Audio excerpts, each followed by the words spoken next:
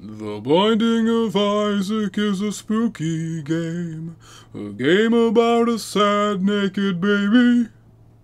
The Binding of Isaac is a scary game, a game about a very scary lady.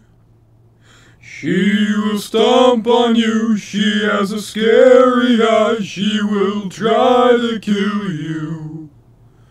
Gotta fight spiders and fight another scary guy, I am very spooked. The Binding of Isaac is a spooky game. It makes me sad, it puts me to shame. The Binding of Isaac. Why doesn't this baby have a dick? And that's the Binding of Isaac song.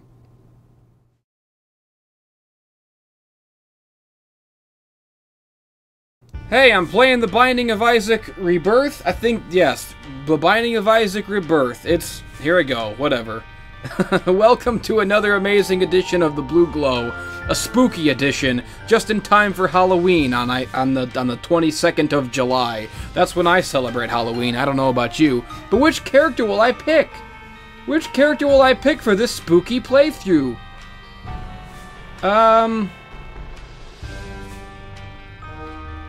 Oh god, it sure is hard. I guess I like Eve. Yeah, she's cool. Here I go. Yeah, alright, getting the power up right to start off the whole... Just to start off with a cool ass power up. What is this? What does it do? Pisces, tears up, knock back something. I don't even care. So, this is The Binding of Isaac. I'm sure you're all familiar with this game. It's an incredibly popular game, especially amongst the Let's Player community. This game, it's almost like over Let's Played. There's hundreds of people who play this game, and like only this. There's like dedicated people who just do playthroughs of The Binding of Isaac, and I can see why. It's really... Oh, God! Because the way this game is, there's just so much to it, so much randomness that makes, like, every single playthrough completely unique. You know, it's just millions and millions of different power-ups, and they all stack together, and, that's, like, where the whole fun comes in. It's just, like, every playthrough is different, because you go around, and you just... you know, collect all these different random-ass power-ups, and you stack them, and it always is different. You're always like, look at me right now. I'm like, I have big red tears. I'm a demon with a bird. You know, I just started, and I'm already. It's a whole unique combination of superpowers. I don't want to fight the boss yet, so the gameplay itself is pretty simple. So simple, I'll probably run out of stuff to remark on after about 5 minutes, and the rest will just be awkward silence. A whole playthrough of awkward silence. That's the best kind of playthrough in my book. But, yeah, if you're not familiar with this game, it's pretty simple. It's, you know, you just sort of, you know, this genre is called roguelikes, if you didn't know that. If you're not, you know, if you're not a PC gamer, it's mainly a PC genre right there. The roguelike genre, but you know, you collect power-ups, everything's randomized, the layout of the levels is all randomized. I gotta fight this spooky guy. Look at this spooky ass guy. This game's so spooky.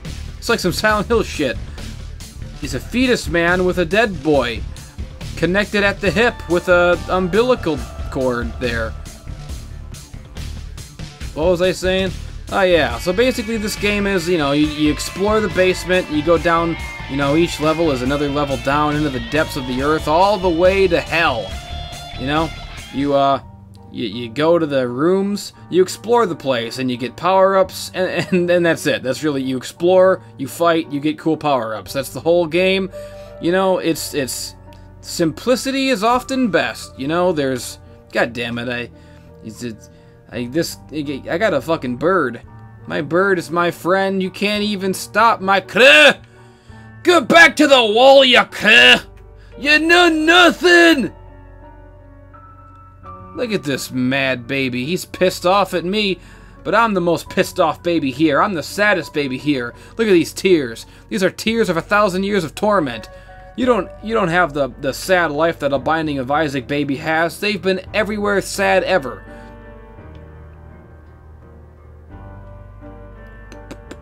What does this power up to? Let's see. Yeah, shot speed up. What does this do? Cool. I got a Joker card now. I don't know, I can never keep track or remember what all the different tarot cards do and what all the different items do, you know. But, the Joker I do know. I'm pretty sure the Joker is the one that sends you to the Satan room. And when you go to the Satan room, you get to make a pact with Satan. You usually give up one of your hearts, your health units, and he gives you a crazy good power-up. I don't know if I want to go there right now because I don't have a whole lot of hearts to spare. I need to get a health power-up so that I have more hearts, so that I can use one of my hearts to trade to Satan for a power-up. You gotta be strategic with this game. It's all about the strategery. You gotta know when to hold them, know when to fold them. You gotta know when to hide behind these rocks, know when to come out of cover, you know, pop and lock, pop and shoot, just like Gears of War. Only better because it's, I don't know if it's necessarily objectively better than Gears of War. That's a sort of different strokes thing. Different strokes for different folks. I like The Binding of Isaac. You might like Gears of War, and that's totally fine. Everyone's entitled to their opinion. Everyone's entitled to their opinion. Look at these pink flies and this gay spider. Shooting with my tears. How cool and unique is that? This game is so creative and unique. Your weapons are your tears. Your weapons are your tears, people. People! That's how sad the babies are! In this game, you play as babies. The story of this game is that you're a baby with a crazy mom. She's like a religious nut. She tries to kill the baby. She thinks God told her to, but then the baby runs to the basement. And the whole game is just like this bizarre acid trip, descent into Wonderland, fucking weird fever dream, where you're just this baby descending into the different circles of hell, fighting all these dead demons and monsters, aborted baby heads, and fucking all kinds of horrendous, heinous, nightmare shit. It's just a grim, grotesque, macabre experience. Am I pronouncing that right? Macabre? Macabre? It's not macabre. It's macabre. Macabre. But that sounds like corn on the cob. Macabre. Get your hands off macabre! It's like some... I don't fucking know. Get your hands off macabre. Oh shit, I'm half dead, people. That's what happens when you don't get your head in the game. When you're too preoccupied talking about corn dicks, people grabbing your cob, fire right up. Well, that's... Whoa! I'm the fucking machine gun kid now. Hell yeah, look at that. I'm basically unstoppable. And you know, I'm so damn good at this game that it only really takes me like 1 or 2 power-ups before I'm pretty much unstoppable. So, you know, I've got the fucking... Oh wait, I see I don't have a map. That's always a pain in the ass. I must have picked up some bullshit that gave me the amnesia, which makes your map disappear. So now I don't know where I've been, I don't know where I'm going. I'll have a harder time finding the secrets because I can't see the damn map. That's always a pain in the ass. It's always a pain in the neck and a pain in the... Whoa, look at all this fire. I'm gonna blow up all the fire. Every once in a while you burn out a fire and a coin comes out of it, or a bomb. You know, some useful thing, maybe a key that you can use to unlock a treasure chest. Always gotta have your eyes open for stuff that you can grab and use. See, there's a bomb over there in the corner, but I can't get it because, first of all, I would need a bomb to blow up the rocks to get that bomb, so that'd be a waste of fucking bombs. You know, it'd just be a whole big fucking pointless thing. You know, maybe if I had like the jump power up, I could jump over the rocks, but I don't. Maybe if I had like a flying power up, I could fly over the rocks, but I don't. So I can't even get that bomb. It's all a big pointless pain in the ass. But I can go here, I can go in that door. No, I can't. I don't even have a key. God damn it. I don't have nothing. This is a bad run, as the designated Binding of Isaac Let's Players and Twitch players would say. Oh man, I'm having a real bad run this time. You know, it's all about having good runs. You know, it's just like when you've got the constipation and you've got to take the X-Lac. It's all about getting good runs. That's the secret to Isaac. It's all random. Really, you know, I'm sure dedicated Isaac enthusiasts and hardcore Isaac fans will burn me at the stake for saying this, but you know, there's not too much skill involved in this game. It's pretty much all luck. It's all random. It's all the luck of the draw. It's all based on how, you know, what power-ups you get and if you get good power-ups. But there's also, you know what, I take back what I just said because it was wrong. Because you still gotta be good at the game. You still gotta know when to dodge and how to fight. And how to fight these monsters and demons and blobs and this sad testicle guy. And you also gotta, like I said, you gotta know when to hold them and know when to fold them. You gotta have a keen eye, a keen mind for strategy. You gotta be like General Patton or Sun Tzu, a great strategic thinker, a tactical mastermind like Scott Summers or the Doctor. Always gotta have a plan in your back pocket for when things go awry. You got a plan for everything. Just like, who's another guy who plans good? Just like David Xanatos. Just like drowning in horseshoes. You gotta have an insane year-and-a-half plan that just gets in the way of everything and makes you seem like a crazy person, and when it's all over you say, why did I even bother with all this madness and insanity? It was all an egotistical waste of time. But that's what it's like to plan, that's what it's like to be a tactical mastermind, and I know because I'm the ultimate tactical mastermind. Look at how fast I'm moving now. Look at how many big-ass red blobules I'm spewing out of my brain face. Down into the basement, down into the depths of the sewers, down into the shithole, down into the gutter, down into the bottom of the outhouse, down into the drainage ditch where all the spiders and bugs come from. That's where you go in this game, and now I'm on the caves. I'm in the spooky caves. I still really want another damn heart power-up so that I can make my trade with Satan. I want to make my pact with Satan, but they won't let me. I don't even have a key now. I don't even have a key to get into the power-up room, and now I'm getting mad. Now I'm getting grumpy. Now I'm getting a little bit obstinate because I need to get a key. I don't have any keys. I don't have any bombs. I barely have any coins, and I damn sure don't have enough hearts to trade to Satan. Well, there's a spirit heart. I'd like to have that, but I can't even get over there because I can't jump or fly. Now this game's just pissing me off. Now I'm in a bad mood. Now I'm not even having a good time. I'm definitely not having a gay old time. I'm having a bad time. But at least I got a key. I can go in here. I can get a power-up now. But what is the power-up? I don't even know what this is. What does this do? Let's find out. Let's find out together. Scapular. I've been blessed. Well, that's great. What a wonderful power-up, but I don't know what the fuck it does. Doesn't appear to do anything. So I don't even know. I'll just put a big, stupid yellow Super Saiyan glow over me.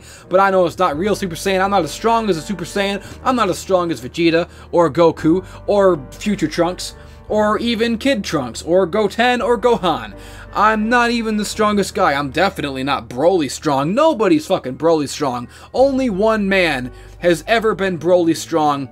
Only one man has ever been a match for Broly in the history of combat, and that's the Ultimate Warrior. The Ultimate Warrior would have given Broly a run for his money, let me tell you. Maybe also Bork Laser. Bork Laser's pretty unstoppable. You know, Brock Lesnar basically is Broly. That's what his character is to me.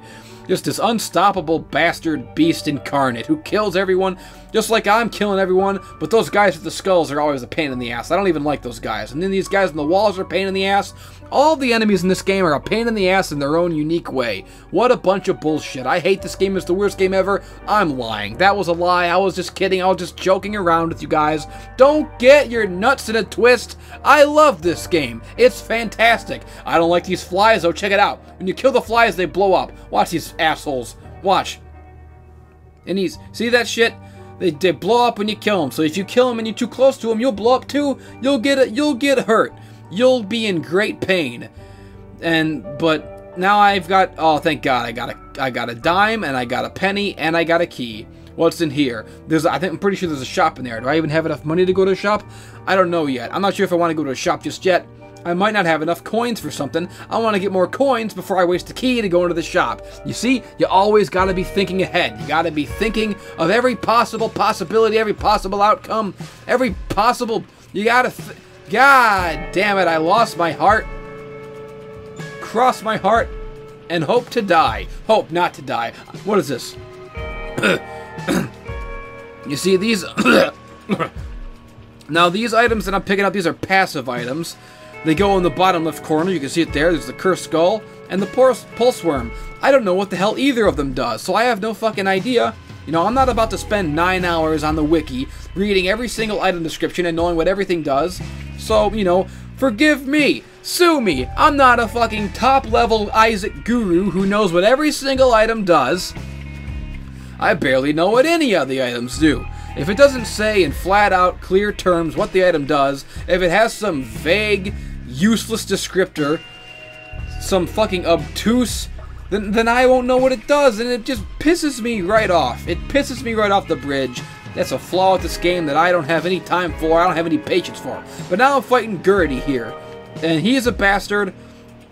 I don't like him, but luckily I'm unstoppable. I have the fastest tears and the strongest tears, but he's hitting me with all kinds of attacks. Oh man, I really suck shit at this game, but that's so... Oh shit. Oh, what a horrible night to have a curse. That's a Castlevania 2 reference, which is pretty cool. See... Now, I didn't explain the different characters and what makes them all different, but you see, this character that I'm playing as now, this is Eve. And her special ability is twofold. One, she's got the bird that comes and helps me out, but also she's got the ability that, you know, when she's in danger, when her health gets low, she turns into a Satan. She turns into a little demon devil, and her attacks get way stronger. So that's a cool little perk to have in a bind. When you're in a jam, you know, give me that heart. What does this do? Yes! Haha! Hit points up, see? I got another heart, so now I can make my deal with Satan. Here I go. Woo! What's up, Satan? Oh, man, he's got some good power-ups. I'm gonna go right ahead and take them both. Fuck it. You know? Who dares wins. I'm not doing a Let's Play. I'm not doing a Blue Glow here and showing you all my playthroughs so that I can play it safe and not take any bold risks. Bold risks are where the action is. Bold risks are what get views. Bold risks are what's important in life. You know, no one lives forever. YOLO, you only live once. So I'm going to take this. What does this do? Wealth, but at what cost? I don't know. And this, I unlocked Krampus, whatever that is. I got a spectral buddy now. See, he helps me. He shoots tears alongside my tears. So now I got a buddy. And what's in the chest? Oh, Jesus! Oh, God! You got to look out for those troll bombs. Those will kill you. Thanks, Satan. Thanks a lot for giving me power-ups, but fuck you very much for the troll bomb. Suck my dick. Go to hell. I'm going to hell right now. Down into the cellar. The next level, here I come. And here I go. I'm sitting on the toilet. The cutscenes in this game are very depressing, very sad, very emo. Oh, this game's so emo. Everything is emo. These fucking cutscenes. Oh, he's on the toilet. He has no toilet paper. What a fucking maudlin experience. 0 out of 10. Don't you hate... You know, here's how you can tell that a reviewer on the internet is full of shit. If he's ever used the word emo to describe anything, he's full of shit. Because emo's not a real fucking thing. Okay? Anyways, I'm not gonna get off on a tangent about why I hate YouTube and why I hate internet YouTube reviewers, because if I did that, we'd be here all fucking night, people. I could write a fucking... I could write a War and Peace length fucking diatribe, an essay on all the different intricate ways in which I despise internet culture and internet celebrities and fucking pretentious, egotistical, vain, smug, self-flating, cock-sucking, talentless YouTube reviewer whores. Nothing worse in the world, and I know that I'm playing my part in this sick game just like the rest of them. I know I'm not inherently better than anyone. But what does make me at least a little bit more tolerable, I feel, is at least I have self-awareness of the fact that I am technically a YouTuber, and therefore am contributing to the downfall of the human race's collective intelligence. At least I understand that. At least I have self-awareness about it, and I feel great remorse for it. I feel great remorse for my part in this sick, decadent spectacle, and I beg God for forgiveness every single night when I go to bed. I take my vitamins and I say my prayers, and I say, God, forgive me. I don't want to be a YouTuber. I don't want to be a YouTube man. But I'm just trying to pay them gimmicks they keep sending in the mail called bills. Forgive me for my sins, but You know it's hard out here for a pimp, and I gotta do what I can to take care of me and mine, you know? And that's what you gotta tell God. Sometimes you just gotta have a conversation between you and God, and you gotta lay down the law and you gotta tell God what's what, because God's a very busy man, and he doesn't always know what's best for you, you dig? You know, he's up there answering prayers, he's up there taking care of the tides and the animals day in and day out, making sure the whole universe is running in perfect order. He doesn't have time to be your keeper no more than you have time to be your brother's keeper, and that's in the Bible, motherfucker. You can learn that shit in Sunday school, you can learn that shit in catechism if you're Catholic, and if you're not a Catholic, then I'm very sorry for your eventual damnation to hell. But, you know, you just gotta think about those things, you know, God's not your keeper any more than you're your brother's keeper, so you're praying to God for advice, but it's also a conversation between you and the Lord, a deeply personal conversation between no one else but you and the Lord. And sometimes you gotta explain yourself. You say, "Hey Lord, look, I gotta do, you know, good people do bad things sometimes. Good people become YouTubers sometimes. It's just the way the cookie crumbles. You gotta forgive me for my vanity and my sins, because I'm just doing what I gotta do to stay alive in this crazy messed up world." That's what you gotta say to God. Whoa, 99 bombs? Holy shit. Now we're talking. Thanks, God. You did me. Whoa, I have a pill for tears up and I didn't even see it. What are my tears at right now? 2? Is that the tears? I don't even fucking... Check it out. Now I got even more better tears. I don't even... Okay, good. Awesome. Now I gotta fight these gay-ass spiders. I gotta fight all the spiders. Look at me. Look at how cool I look. You see, the power-ups don't just stack to make you, you know, have superpowers, but they all, you know, have a physical aesthetic effect. So you also, you know, you look cooler. And I just love the whole fucking style of this game, the art direction, you know, everything that stacks. It's all totally unique. You'll always look cooler and different and wacky, and it's always exciting. You play the game a million times for a million hours, it never gets old because it's always different. What does this do? I don't have enough coins for it anyways. Well, what does this do? What does the blue pill do? Let's find out.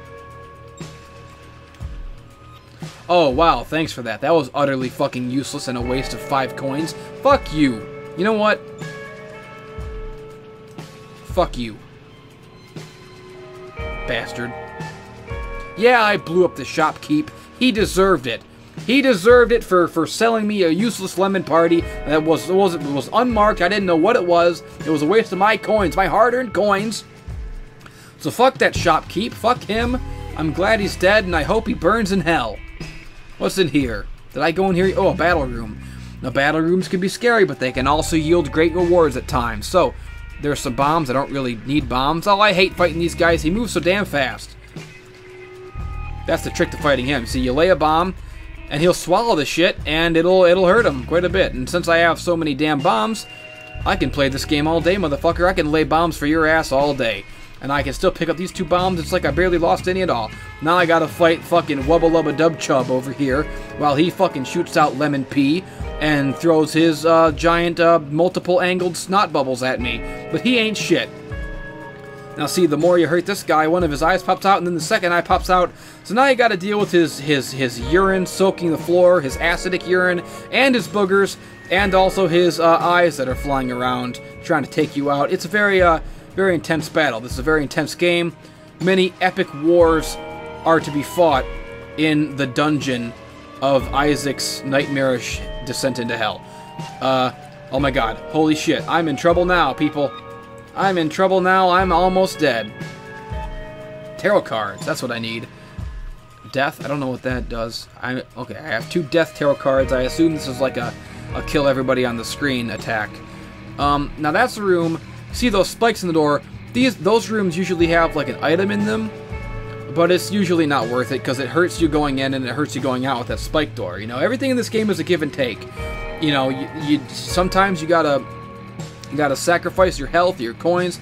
You know, you always gotta put in to get out. You always gotta get in to put out. You always gotta, you know, sacrifice some things to get more rewards. Everything is a give and take. So you just gotta be strategic with what you do. My fucking throat is killing me. My throat hurts. I should not have done this today. I'm losing my voice. I can feel myself straining my vocal cords and losing my voice as I record this. Oh man, my throat hurts. And I wish I had some kind of carbonated drink, like a Sprite or a Dr. Pepper or a Vernors. Good old delicious Vern. It always hits the spot. It's always the best for my throat. I love me some Vernors. It's just like in that old Ted Nugent commercial from the 80s. Because Vernors is a Michigan manufactured drink, and Ted Nugent is a Michigan born and bred rock star. So in the 80s, they did a commercial for Vernors with Ted Nugent, where he was at this like fancy wine and dine, you know, high society, upper class, fancy pants party with like rich people. And Ted Nugent, he's like a redneck hillbilly, fucking, Fred Bear woodsman. So he's walking around this fancy pants party, and he's looking at the shrimps and all the, the fancy foods, and he's like, caviar, shrimp tartare, where's the good stuff, baby? And he's looking for Vernors, right?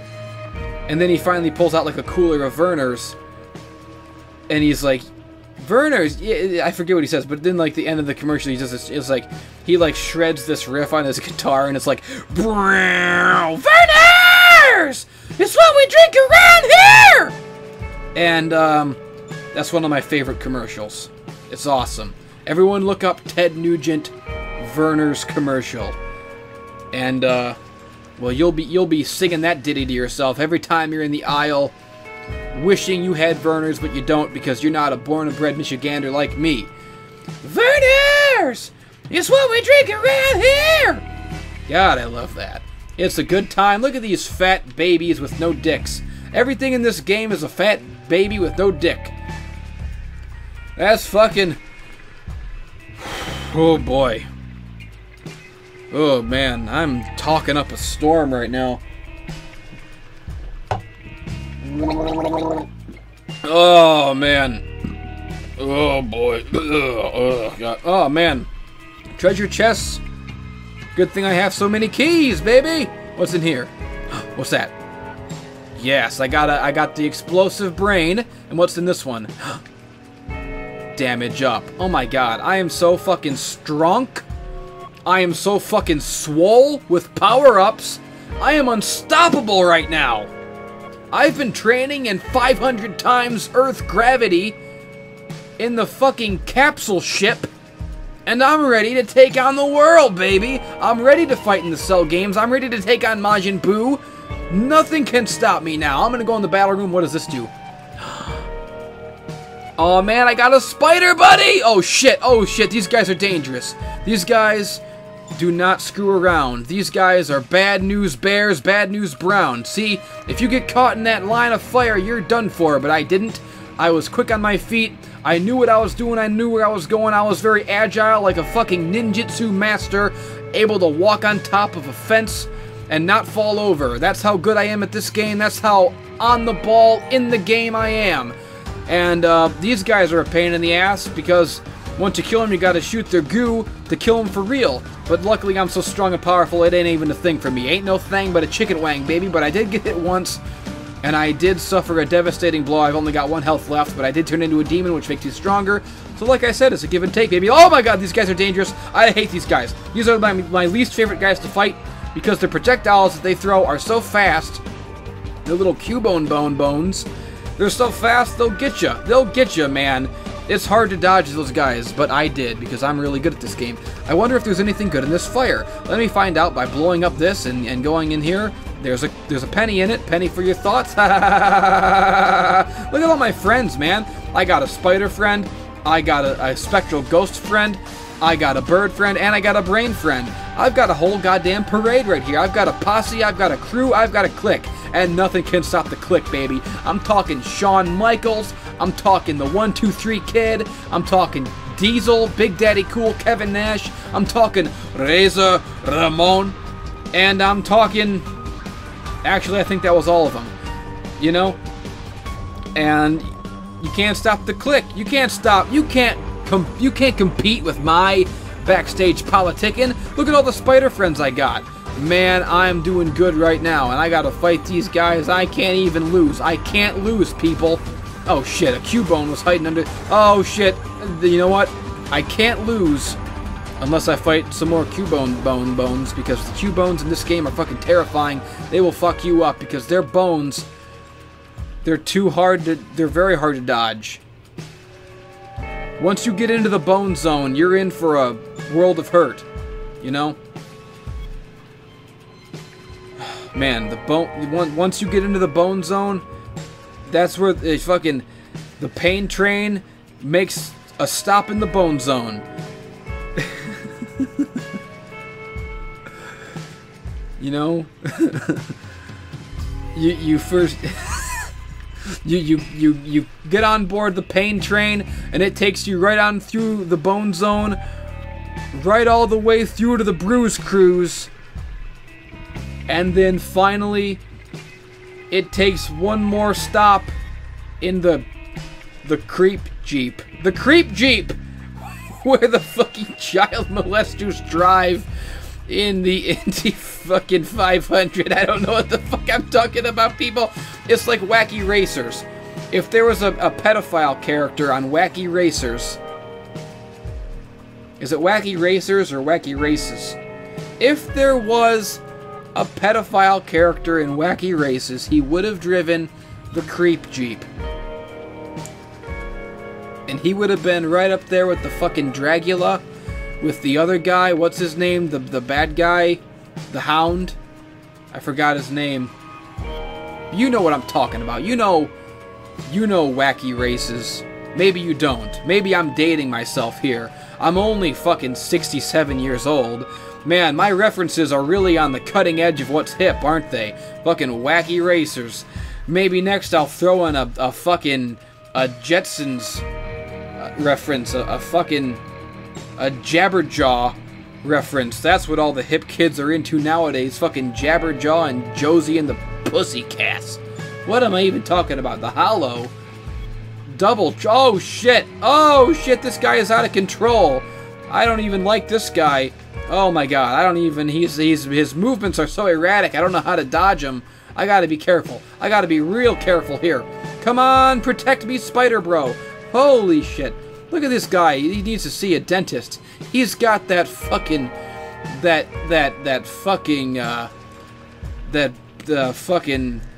I was gonna make fun of British people, but I couldn't think of a funny way to do it, so I just fucking fail. But I got a health power up, so that's good. My brain is slowly degrading, people. I'm slowly losing it. Oh god, I gotta fucking keep gargling. I'm losing my voice here. I gotta burp. Oh god, this fucking fat ass fucking waddling Cartman motherfucker. I don't even like him. And what's in this room? Oh, you got these testicles. You always gotta be careful. You gotta look out for the testicles. Oh shit, the little slugs. You gotta watch out for the grubs. The testicle maggots. Oh shit, I didn't mean to use that key, but okay. Guess I'll use the old slot machine. Hope I do good. Oh god, I hate not winning. Ooh, pill. Oh, great. Lemon party. Fuck the slot machine. I don't even want it. Give me a key. Give me my damn coins back. Suck my penis. Whoa, when did I get this fucking guy? This fetus hanging off my head. This fucking Stephen King's The Dark Half. Was it The Dark Half or The Other Half? I'm pretty sure it was called The Dark Half. Guys, my brain is degrading so rapidly I can't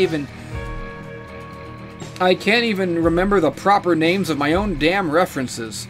Oh shit, that's how much I'm losing. Oh man, I got fly buddies now? Whew, I'm doing so good. I am so freaking good at the Binding of Isaac. Nobody is more good at... Nobody does it better than the Macho King, who in this case is me, reincarnated. Yes, that's my secret. You finally know it. I am the reincarnated Macho Man Randy Savage, even though he was still alive when I was born. He was in his prime when I was born. He was in his peak, 1989. That's you know, that's right around the time that the Mega Powers were a thing, and the Mega Powers were exploding. Good times. Good times. I grew up with that shit on VHS. Where am I going? Did I see all the rooms in here? I didn't go into this room yet, so I'm gonna head into this room, see what's in here. You know, it's always good to explore a little because you never know what you might be missing. You know, you gotta go into all the different rooms. You gotta see what's all the hubbub. Oh, a big fly. Give me that. Yes. Yes. Now see with that power up I just got, now my spiders and flies are bigger. I got giant spiders and giant flies. I'm doing so good. I'm having a good run, as they say. Did I already make a diarrhea joke? I'm pretty sure I already made a diarrhea joke at some point in this thing. This playthrough, you know, I'm talking about. You know what I'm fucking talking about. Hey, you motherfucker, go into my fucking bomb, you bitch. You eat my fucking I hate to die. This guy's a fucking bitch. I don't even like. God damn it, he's not even swallowing my damn bombs anymore. You can't count on nothing to go your way anymore. Oh boy, oh boy, oh boy, oh boy. Oh boy, oh boy, oh boy. Let me tell you, it's been a rough day at the office for me. I've been in and out, and I've been going back and forth and doing the whole damn run around and going through all the red tape and the bureaucracy trying to bring this murderer to justice. There's a rapist out there raping all the little boys' butts, and I'm gonna find him and bring him to justice, but you want me to go through all this proper procedure. Well, I ain't going through no proper procedure. I'm a renegade loose cannon cop on the edge, skirting the edge of the law. I'm from the wrong side of the tracks, and I don't got nothing to lose. Partnering me up with a by the numbers, a by the book, a guy, you know, an odd pairing. That's my detective show that I'm going to pitch to the networks, and I'm gonna call it the fucking, I'm gonna call it the heel and the dick. You know, like a private dick and like the heel, cause I'm the footwear man, baby, and because I'm the loose cannon, so I'm the heel. And the other guy is the dick. I mean, technically we're both dicks because we're both PIs, private inspectors, private investigators, detectives, independent detectives working outside the system. But maybe we're not. Maybe we're working in the system. Maybe we're police detectives. But I'm the loose cannon. I'm the heel. He's the by the numbers guy. I'll get Digibro to play him. It'll be me and Digibro in our cop drama. It'll be great. And, ooh! Awesome! Check this out. I got the jump power up. So check this out. Now I can fucking jump! Look at that! That's awesome. That's what I'm talking about. Man, I really gotta get a heart, though, because I am running low on health. I don't want to die now, and I'm so close to my goal. So close to the end. Now would be a very bad time to get cocky, to get full of myself and bite off more than I could chew and lose and die for it. I don't want to get, you know, the hubris of man. Pride comes before a fall, as they say. Never forget Proverbs. And I don't want to get too proud or prideful. What's the difference between proud and prideful? I don't think there is a difference, so why even the need for both words? Maybe prideful isn't even a word. Maybe that's just a miss thing, a wrong. I don't know. Is prideful in the dictionary? I don't even know, but it shouldn't be because proud is already a word. Oh god. Oh, okay. I'm gonna use death. I'm gonna use my fucking card. Fuck you, bitch. And it did absolutely goddamn fucking nothing. Great, fantastic. Luckily, I'm so fucking swole that it doesn't even matter. I'm gonna kick mom's ass. Check it. Oh my god. Are you fucking kidding me? Jesus Christ. Oh, I got all that way. I was doing so good, and just like I said, just like I predicted, you know, I got cocky, and I got carried away in my own hubris, and my own ego, and my own arrogance, And just like the proverb says, I was just talking about this, just like the proverb says, pride goeth before a fall. And that's the Binding of Isaac, everyone. That's the Binding of Isaac. Man, I'm kind of tired of talking, but I do kind of want to play it again and give it another go before I turn off this particular episode of the Blue Goal. So maybe you'll get a bonus run. Maybe I'll do it one more time. My throat's kind of sore from talking, and I'm kind of losing my mind and rambling into the void of incoherency. But you know, fuck it. We'll do one more, I guess. Do one more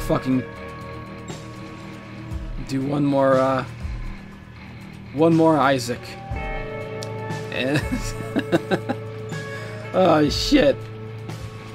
Oh man, but this is good because at the beginning of this Let's Play I was talking about, you know, how cool this game is and how unique every run through it is, and how, you know, the best part about it is how, you know, the different abilities all stack differently and how every playthrough is totally unique. And now you're gonna get to see that because I fucked up the first playthrough. I died. I got stomped on by mi madre, and now you're gonna see me go through it again, and you're gonna see how totally different it is. Who knows what crazy power-ups I'm gonna get this time? Who even knows? We'll see. So, if you can bear with me, if it's not, if you don't want to sit through a Let's Play that's too long, if you don't mind sitting through a Let's Play that's a bit longer, you can see me do a whole nother run of this game. And look, see, I got a fat, bloated testicle fly protector, and he's my little testicle buddy. He's gonna hang out with me and help me fight. So now I'm fucking fighting these guys, and they don't have any eyeballs. They also don't have any dicks. No one has any dicks in this game, and I think that's a missed opportunity. You know, if you're gonna have a game, this is the same as my complaint about Attack on Titan. You know, the problem with Attack on Titan, the anime series, is that basically the whole show centers around these giant humanoid creatures who basically, you know, they do silly walks, and they're naked. Giant naked humanoid people doing silly walks, but they have no genitals. And yeah, they try to explain it, you know, the Titans don't really reproduce. They're, you know, I get all that, I get it, but still, why would you pass up the opportunity to animate big floppy penises on the Titans as they do their silly walks? It just seems like a no-brainer to me. It would make the show 10 times better, 10 times more watchable, 10 times more rewatchable, 10 times more arousing, and most of all, 10 times more hilarious. And that's really all that matters. The only two things that matter in this world are funny and money. That's the only two things I care about. Well, pussy. Funny, money, and pussy. Those are that's the holy trifecta of what gets me through this world. And I guess the fourth thing would be video games or comics or music. You know, I think number 4 would just be cool stuff in general. Just a catch-all term, cool stuff. You know? So that's all the different stuff I like, you know, comics and video games, and, you know, all my favorite nerdy activities and proclivities, you know. So those are the only things I care about: funny, money, pussy, and cool stuff. That's the holy quadrifecta. Is that even a word? I just made it a word. Quadrifecta. Noun. A set of 4 things. Put it in the dictionary. Add it to Webster's dictionary. Add it to the Urban Dictionary. Send an email, a sternly worded email to Webster's, and say, hey, Endless Jets just invented a new word, and you better get that shit in the dictionary by the end of the year, or else there's going to be hell to pay, motherfucker. We don't take too kindly to people not listening and not listening to my good advice and my good new words that I invented. And I'm fighting poop right now. I am literally fighting a sentient poop. That's how great this game is. You know, off the top of my head, I can only think of 2 games in history where you fought a sentient poop. One of them is Conker's Bad Fur Day, and the other one is The Binding of Isaac, Rebirth, or whatever this one is. 3 games if you count If you count Conker's Bad Fur Day Reloaded, the Xbox remake, which I don't, because that game is a fucking abomination. It's a travesty and a desecration. It's an insult to the original because they bleeped out all the curse words. Why in the fuck would you remake Conker's Bad Fur Day and bleep out and censor the curse words? The entire point of Conker's Bad Fur Day was how crass and fucking, crude it could be.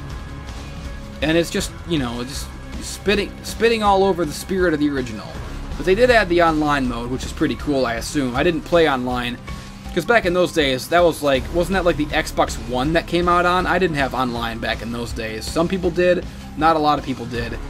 It wasn't like now when online is such a big part of everything. Everyone's got online. I've got a fucking $2,000 fucking gaming rig. Fucking a PC, so everyone's got online nowadays because, because that's, but back in those days, back in the early days, oh shit, back in the early days of when the Xbox One first came out, fucking, Project Gotham Racing, man, that game was badass. It had, It had 19-2000 by Gorillaz on the soundtrack. That's, and you cruising around in your fucking automobile to fucking Gorillaz. God, fantastic, good times, right there with that big ass giant Duke controller. The controller sucked, but I mean, just for the whole nostalgic vibe of the whole era. And I didn't even have an Xbox right away when it came out. The first one I got of the new era was the I got the PS2 first. And man, when the PS2 first came out, I remember being so blown away because you had the PS1 games. The PS1 games, well, the PS1 games had black discs, right? But then you play the PS2. And the first game I got for it was Time Splitters, which I believe was a launch game. And I remember when I first opened the case and I looked at Time Splitters, the fucking bottom of the disc was blue. It was this beautiful blue color. And they stopped doing that after a while. After a while, the games turned into DVDs, I think, and so they went from blue to just like a regular sort of DVD color. But for a while, the discs on the bottom were blue. And it was so cool looking and so unique looking. And that was like the first thing about the PS2 that really blew me away. And then, fucking Time Splitters was such a fantastic game for its time. I'll put that little, addendum, disclaimer on there. For its time, it was a good game. I'm pretty sure it would hold up today. It was a really good game. It didn't really have a story. It was just, you just go to different levels and you fight monsters. You go to one end, you get a thing, and you go back and fight the monsters. And that was the whole game, in different time frames and different characters. But they weren't really characters. They were just kind of, character models because the game had no story. And, the one thing that definitely would not hold up today was the load times. That game had horrible load times. Every single, level, there would be like a 2 to 5 minute load time. I'm not even fucking kidding. There were times when that game had 5 minute fucking load times, and it was pretty brutal. But it was all you had back then. It was a launch game for the PS2, and just the fact that it was on the PS2, just the upgrading graphics. It wasn't like today when a new console comes out and there basically is no upgrading graphics. Nowadays it's more about memory than graphics. It's more about the RAMs than the ROMs. I don't know if that was accurate, but it's more about, RAMs of memory and gigs of space. I am talking out of my ass right now, but it's more about memory nowadays than it is about graphical upgrades. I don't really know what RAMs are. But I mean, because, you can't really go much farther with graphics nowadays. Graphics are pretty lifelike, pretty capable of good graphics already. Even in the PS2 days, the graphics were getting really good. I mean, shit. You can put the graphics in Silent Hill 3 up against fucking, the character models in that game. You can put them up against anything being released nowadays, and the graphics still look really fantastic. But, just to fucking So, I mean, the graphics in Time Splitters, now they look butt ugly, but I mean, when the PS2 first came out, fucking Time Splitters was my shit. That game blew my mind. Even with the 5-minute load times and the complete and utter lack of a story. But you know what the coolest thing about Time Splitters was? What does this do? Oh my god. Man, I got so into talking about Time Splitters, I lost my train of thought. I walked right into a deadly fucking blood trap and I died. Let's do it one more time, okay? Because that was a really bad run, as they say. Let's do it one more time. Let's do one more Binding of Isaac fucking whatever. Here we go. I'm gonna do it one more time. One more time. And you know what? I'm gonna be a different character. This is Eden. I just recently unlocked this character. I have not beaten the game. I haven't even played with Eden yet, so I don't even know what this character is or does. As you can see, all of his stats are question marks. It's all a mystery. And it says something about Eden tokens. Maybe I need a token every time I want to play as this guy. I don't even know what this guy's deal is, so let's see. Let's see what his deal is. Okay, here we go. I'm gonna play as Eden. Excuse me. My fucking throat. Jesus Christ. Let's see his stats. Whatever. Who cares? He has some kind of pill power-up. He has a thing. I don't even fucking know what this character's deal is. But as I was saying about Time Splitters, the thing that really blew my mind about Time Splitters, that I still think today is really cool, is the level editor. Time Splitters had a level editor where you could fucking create the layout of different maps for multiplayer, and I'm pretty sure you could also fight bots. Pretty sure that game had bots, I don't know. But you know, you could make your own maps for multiplayer, and you could, you know, you could get pretty intricate with them. It was a very simple, like, building block sort of thing, you know, you just had different shapes and hallways, and you connected them from an overhead sort of editor. But you could make them pretty intricate, and there were some that you could, like, go to, like, different levels. You could have, like, different floors in a level, like, up and down. And you could have, like, different, like, lighting effects, like strobe lights and, like, green, flashing, purple fucking lights in the different hallways and pulsating lights, and it was just really fucking cool. Time Splitters #1 was, and probably still is, a fantastic game, because very rarely will I say that a game doesn't hold up. I don't really necessarily even believe in that. To me, if a game was good back in the day, it'll always be good. I'm not one of those guys who are, oh, games need to be remade. They don't hold up. Well, motherfucker, if games are supposedly art, which, you know, I believe that you'd have to be an idiot to think they wouldn't. You know, if games are supposedly art, lost my train of thought. You know, I think you have to be pretty stupid to think that games are not art. Stupid or just misinformed or uninformed or whatever. But, you know, if you think that games are art, then why would you be so gung-ho about fucking remakes and think that every game needs to be remade? You know, what about the sanctity of the original works? You don't see anybody you don't see anyone repainting the Mona Lisa. You don't see anyone fucking... Well, I mean, that's a bad example, because paintings do... They do... I mean, the fresco paintings, like The Last Supper, they do degrade over time, and they do need to be touched up from time to time. So that was a bad example. But, I mean... You know, like The Wizard of Oz. That's the example that I used in my fucking... In my video where I ranted about this, my Final Fantasy VII video. You know, or like Citizen Kane. Citizen Kane's the example that everyone goes to, you know. Oh, the Citizen Kane of gaming. What's going to be the Citizen Kane of gaming? You know, first of all, the Citizen Kane of gaming is Super Metroid. Everyone knows that. But, you know, Super Metroid, Street Fighter 2, Final Fantasy VII, Final Fantasy VI, fucking, what else? I don't know. There's a lot of games that were really important and revolutionary. Fucking... I'm wandering around in circles aimlessly, I know, and I'm getting off on all kinds of tangents, right? But, you know, Citizen Kane is the example I'll go to, like, since everyone else uses Citizen Kane as an example, you know, when are we gonna get to Citizen Kane in gaming, blah, blah, blah, blah. Well, motherfucker, you don't see Citizen Kane getting remade, do you? No, because that would be fucking stupid and horrendous, and you could never do the original justice. You know, the reason that people say this, the Citizen Kane of gaming, you know, it's not because Citizen Kane is like the most the most entertaining movie, or, you know, I mean, it's good. It's, you know, Citizen Kane isn't exactly like a fucking pulse-pounding. The reason they say is because Citizen Kane, it changed the way filmmaking was done. It was revolutionary with its camera work and its fucking, I don't know what the fuck I'm talking about, you know, but the point is, you don't see anyone fucking tripping over themselves to remake the fucking thing. You know, and yeah, you do see studios remaking movies all the time, and guess what? They always suck, and they always trample all over the original. And, I fucking...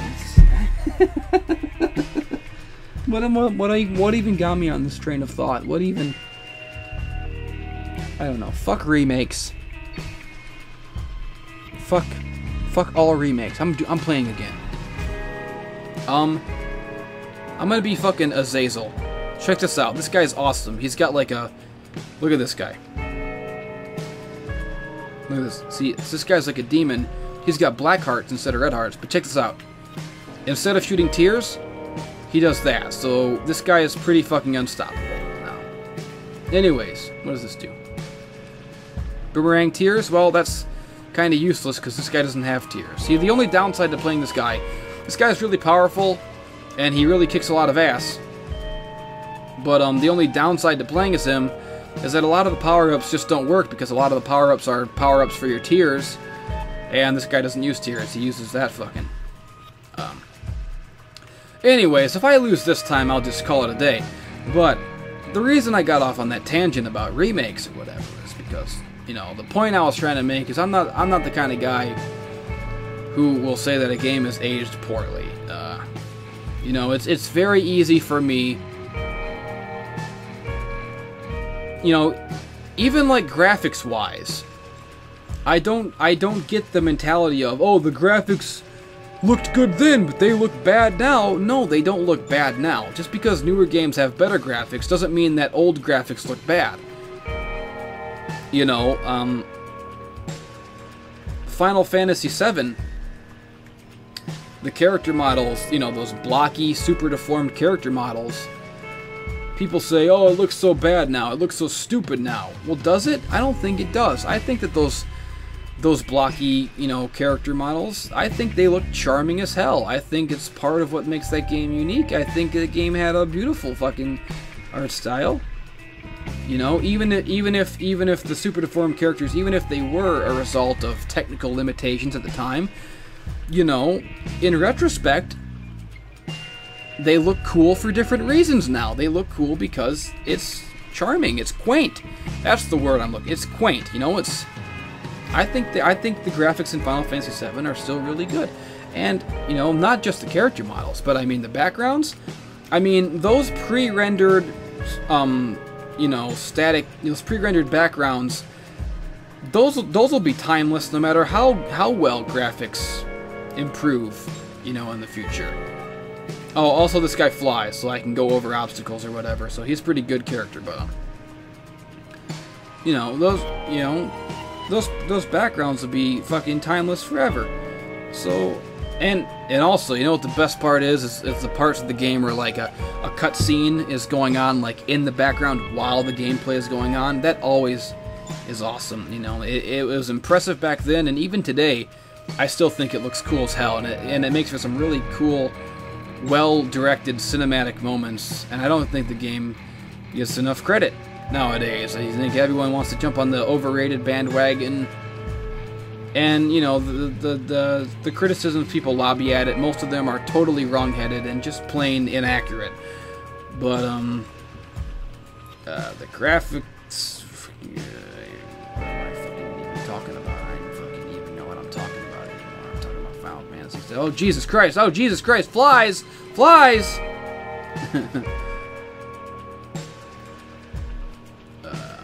But yeah, if the, you know, to me, if the graphics were good then I can still see them as being good now. You know, the Metal Gear Solid graphics. People, you know, Metal Gear Solid, people said it had good graphics back in the day.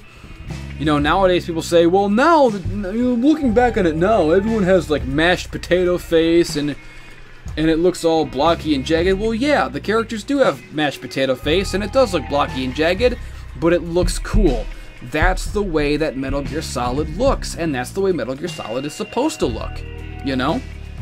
And there's nothing wrong with it. There's nothing, it doesn't hurt your eyes, you know? It's not like painful to go back and play Metal Gear Solid and look at the graphics now. The graphics look fucking cool. They'll always look cool. Even if they don't look cutting edge anymore, they'll still look fucking cool. And as a matter of fact, they did remake. They tried to remake Metal Gear Solid on the GameCube and tried to give it better graphics back then.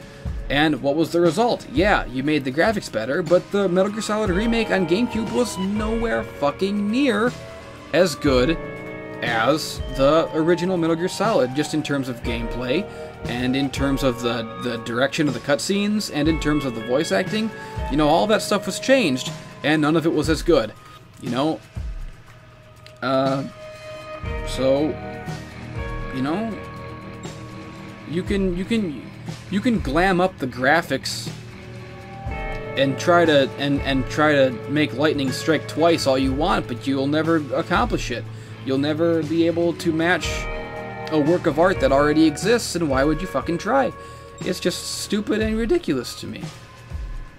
So, that's why I say fuck remakes, and fuck anyone who says that any game hasn't aged well. It's a bullshit complaint made by bullshit people with stupid, tiny, idiot brains. Now, the one exception that I will concede is the Resident Evil remake on GameCube. Resident Evil was a fantastic game on PlayStation 1 and still is. However, the Resident Evil remake on GameCube is one of the best games ever made. It's fucking astoundingly good. I mean, that's an example of them, of the designers, you know, taking everything that was good about the original and just making it all a million times better. And that game still looks fucking beautiful today. The graphics in that game are unreal. So that's the one exception that I will concede. But, you know, getting back to the Final Fantasy VII thing, you know, the Resident Evil remake was a fantastic remake and a fantastic game. But we're talking about 2001 Capcom there. We're not talking about 2015 Square Enix. You know, that's a whole different beast, a whole different ball game. I just don't trust Square Enix as far as I can throw them to make a good game anymore. They are so out of it, so out of touch. They've just become shit. You know, all the and I know what you'll say. You'll say, "Well, I liked the Tomb Raider remake. I liked fucking, I don't know, the Deus Ex 3. I liked Life is Strange, and those were all Square Enix games." Yeah, but those were games that Square Enix published, not games that they developed. That's the key difference. You know, as a publisher, they're fucking fine. You know, they know how to market shit. They know how to, you know, put a whatever. But as a developer, I just don't trust them anymore. They're not the same company that they once were. They're not the same developer that they once were at all. They're completely creatively bankrupt, in my esteemed opinion. Jesus, my fucking ears hurt from these headphones. And, you know, that's another example of a remake. The Tomb Raider remake. I did not care for the Tomb Raider remake at all. I know there's plenty of people who say that the remake was really good, who really liked the remake, who really liked what it brought to the table and what it had to offer. My good friend Digibro is one of them. He always... We always debate this. He always tells me that game's really good. I say, God damn it, no it isn't. You know, it was just fucking... It was just Uncharted with a Tomb Raider coat of paint. And you know, you had this, you know, the fucking Uncharted style, like, shooting, like these big shootouts where suddenly fucking Laura is running around with an AK, screaming, "Ah, I'll kill all you motherfuckers!" And that, I'm sorry, but that's not fucking Tomb Raider. It just isn't. You know, all the fucking puzzles that had that stupid thing that every game has now, where you press a button and it goes into like puzzle vision and basically tells you exactly what to do and solves the puzzles for you. Just a stupid, you know, quick time events. All the modern bullshit that I hate in every game. And, you know, I just. And again, you know, the logic behind it, the logic that people mostly use to sing its praises, or you know, or people say, well, the original Tomb Raider games don't hold up at all. The tank controls are so awkward and horrible. Motherfucker, no, they're not. Those fucking Tomb Raider games have aged fine. The original Tomb Raider 1 is still one of my favorite games of all time, and it's not nostalgia. That is a fantastic fucking game. The sense of wonder and discovery in that game is unparalleled. When you get to level 3 and you turn that corner and you see the fucking T-Rex and those dinosaurs, when you get to the level with the pyramid, the Sphinx and the underwater pyramid, oh my god. When you fucking go to Atlantis and fight those centaur guys. Second, become the bomb. I don't know what that does. I'm gonna use this one. You know, when you go to the Colosseum, when you go to King Midas's fucking castle, and you hit the thing and it turns you to gold and you die. That's so fucking awesome. Fucking St. Francis Folly, that big ass level where you're going to all these crazy different challenging puzzle rooms and all these like physical challenges, and you're going down this big fucking descent. Oh my god, that's one of the best games ever made, in my humble opinion. And it absolutely holds up. And you can sit there and you can flap your gums and run your mealy mouth all day about how, oh, the graphics don't hold up, or the controls don't hold up. The tank controls are so horrible and so unplayable. Now, motherfucker, no, they're not. As long as you've got a functioning brain, as long as you're not completely fucking retarded, you picked up that game and in 1 minute you understand the controls and you understand how to play it. So, suck my dick.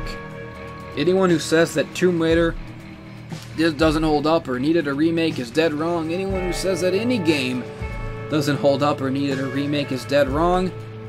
And that's why I say that remakes are always unnecessary. That's why I say the integrity of the original work is of paramount importance. That's why I say don't remake games. That's why I say don't disregard your old games just because they're old. Don't disregard the old games in favor of something shiny and new. God damn it.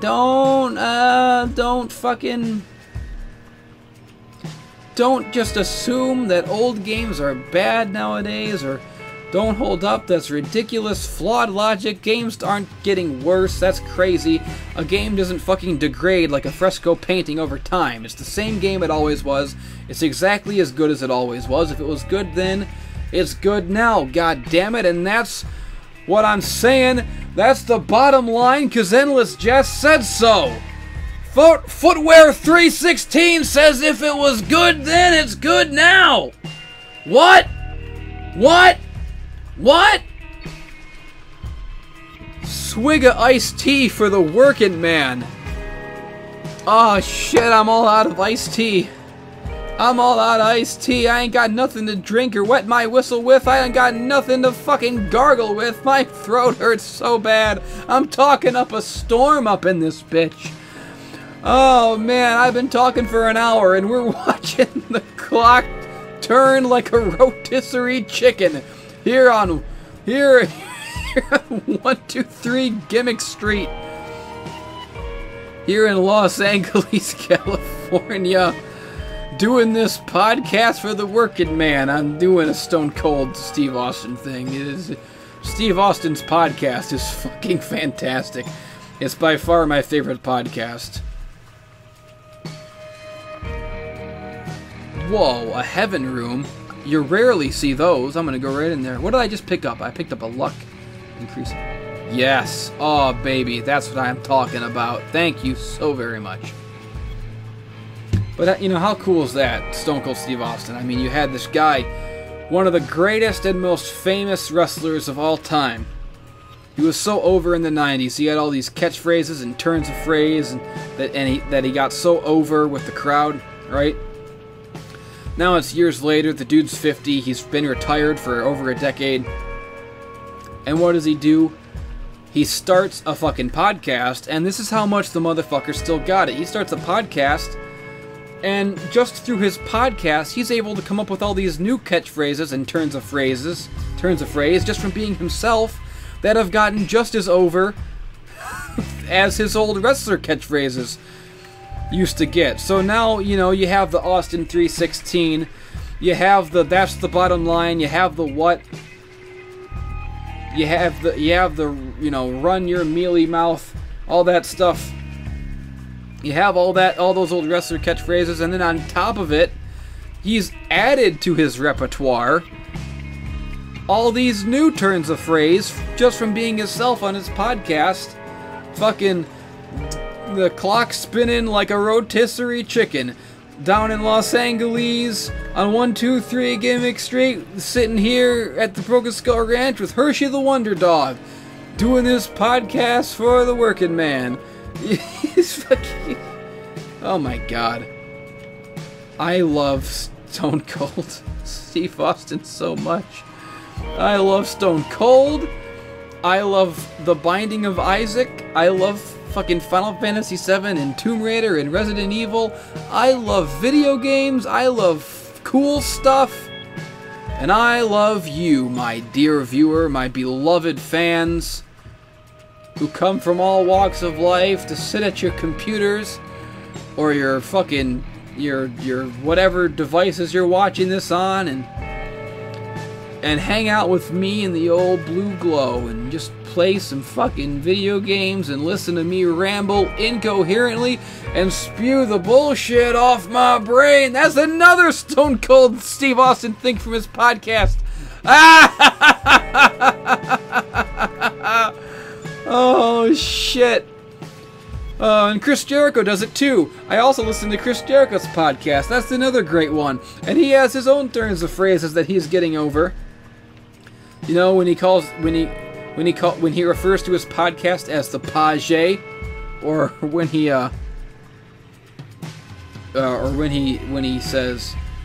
plays cowbell, or fucking what's the thing that Chris Jericho says that I say all the time that I stole from Chris Jericho's podcast? Oh yeah, when he does that, people! I stole that. I say that all the time in my Let's Plays. Not even deliberately. It's just it's like a reflex. I just do it from listening to the podcast so much. It's just fun. Dude, check out this power up. I got a laser eye and I got my fucking... That's pretty awesome, dude. What does this do? I got a fly friend too. Awesome. But yeah, how cool is that? How just that instinct is so ingrained in wrestlers. That instinct to come up with turns of phrase and catchphrases that stick and get things over with people.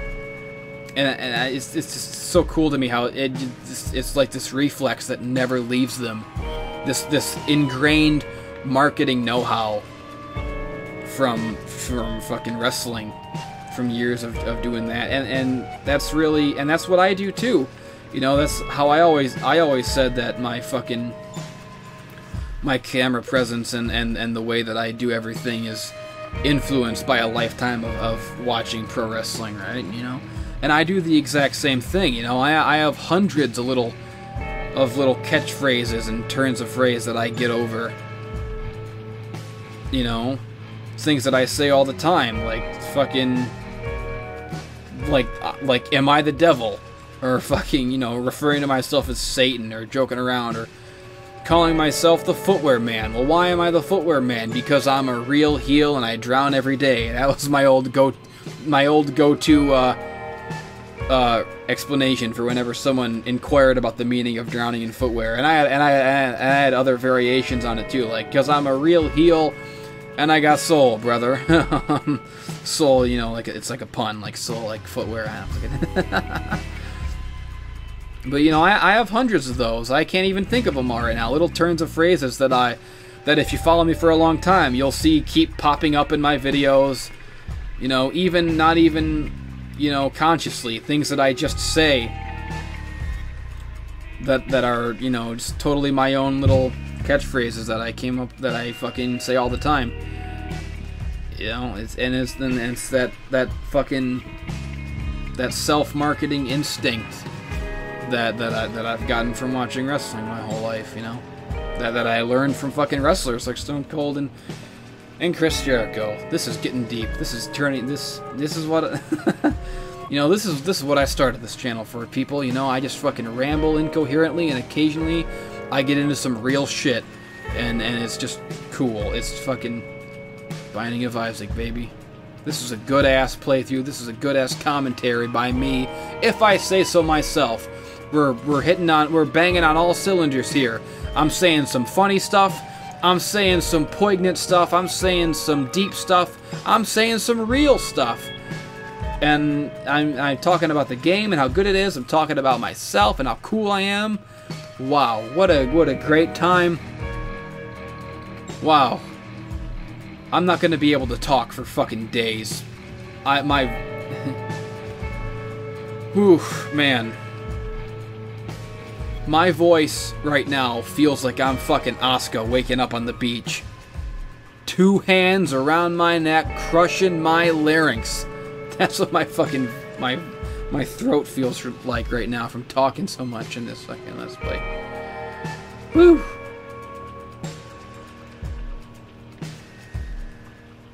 Oh my god.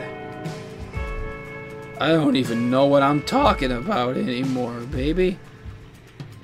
Well, I do know that I'm kind of sucking at the game. Seems like I had 1,000,000 spirit hearts, and I must have lost every single goddamn one of them. I must have gotten hit quite a bit. I still haven't used this this power-up that I got a while back. I don't even know what it does. Oh shit! What the hell was that? What the fuck? So I guess I just accidentally reset the whole goddamn room. I didn't even get what was in that chest, damn it. But anyways, I'll save the power-up thing for the boss to find out what it does. What is this?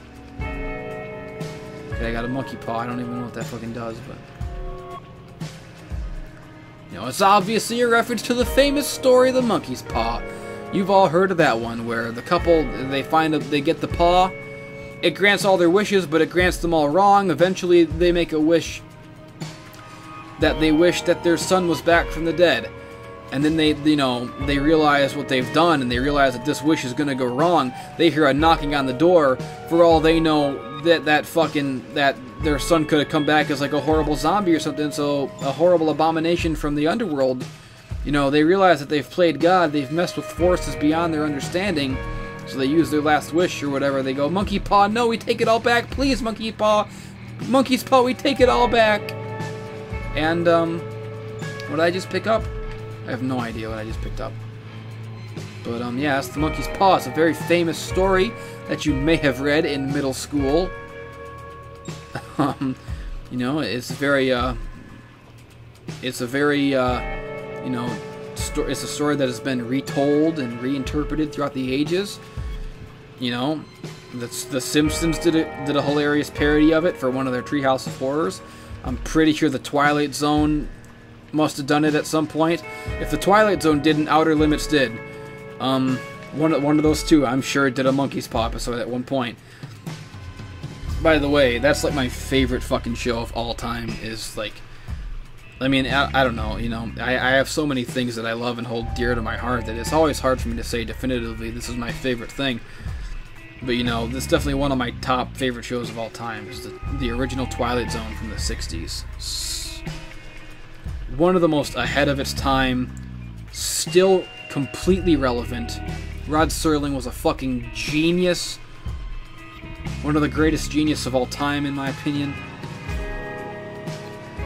Holds up so well, so fucking relevant, such great, timeless stories.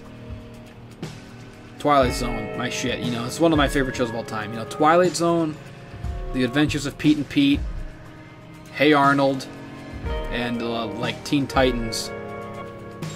Those are like my favorite shows ever. And Batman the Animated Series, you know. This fucking fantastic shows. Absolutely amazing.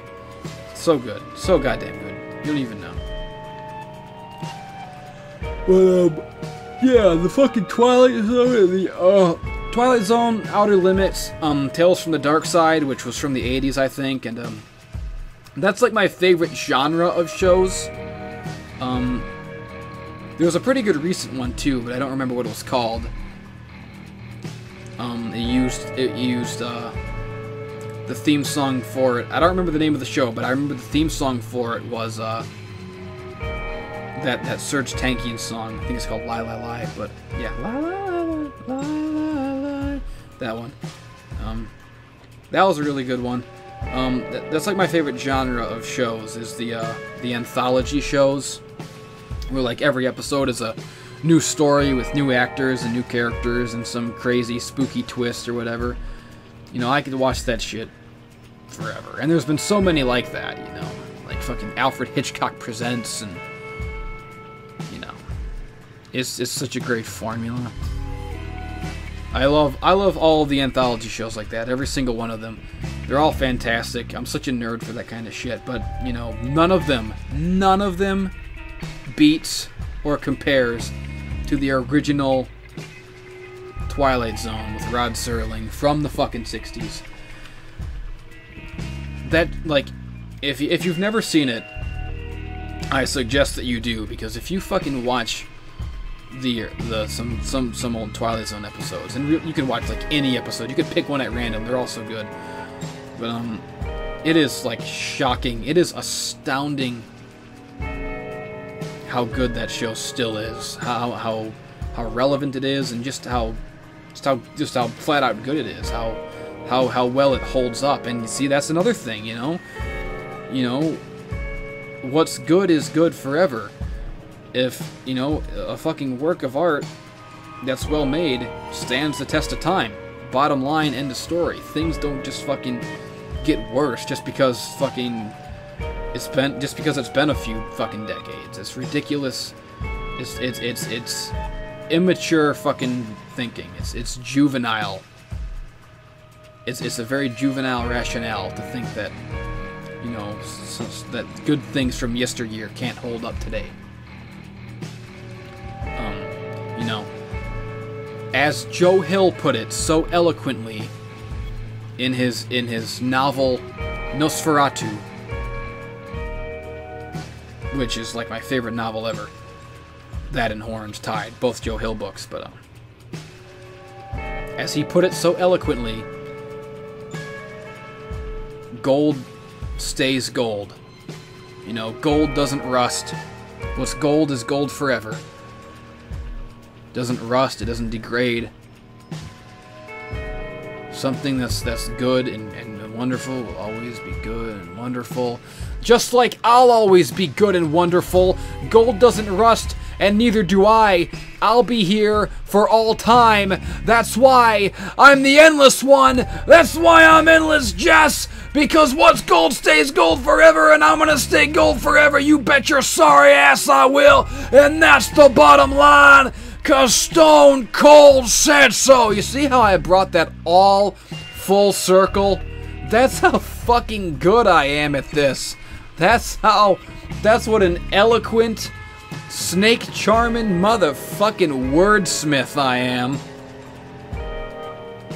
I tell you, I'm one hell of a promo guy. I'm one hell of a talker. I'm one hell of a smooth talking, fast talking. I died. And, okay, that's done. I'm out. I can't fucking talk anymore. It hurts to speak.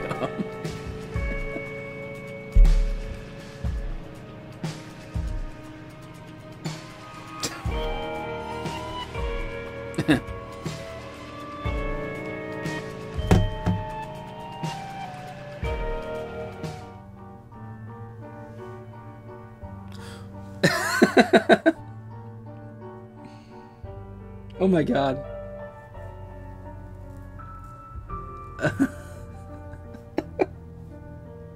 So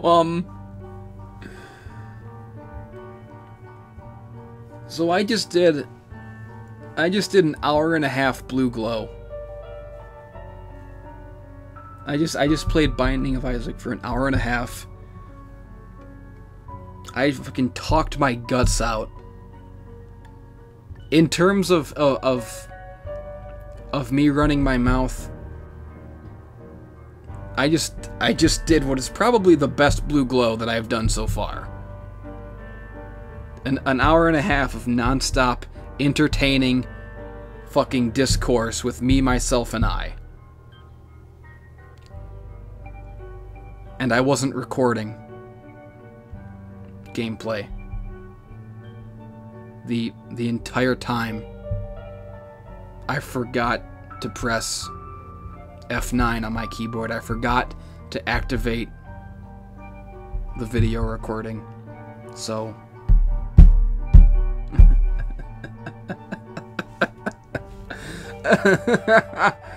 So, welcome everyone to the first edition of the Blue Glow podcast. I hope you enjoyed it. I hope you enjoyed me I hope you enjoyed a Let's Play without footage of the game in question. I hope me commenting on the events transpiring in the game without you actually seeing the game, I hope that was enough for you to paint a mental picture as I took you on this journey into my psychotic mind for absolutely no reason, because I wasn't recording.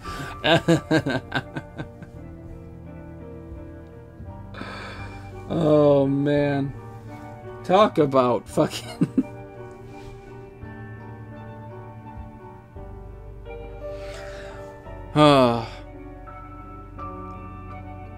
well, as Stone Cold Steve Austin would say, I had a bad day at the office, and I don't know whether to shit or wind my watch. But I hope you enjoyed this, and I hope that I was able to turn chicken shit into chicken salad.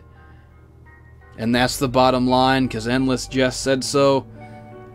And I'll catch your ass down the road.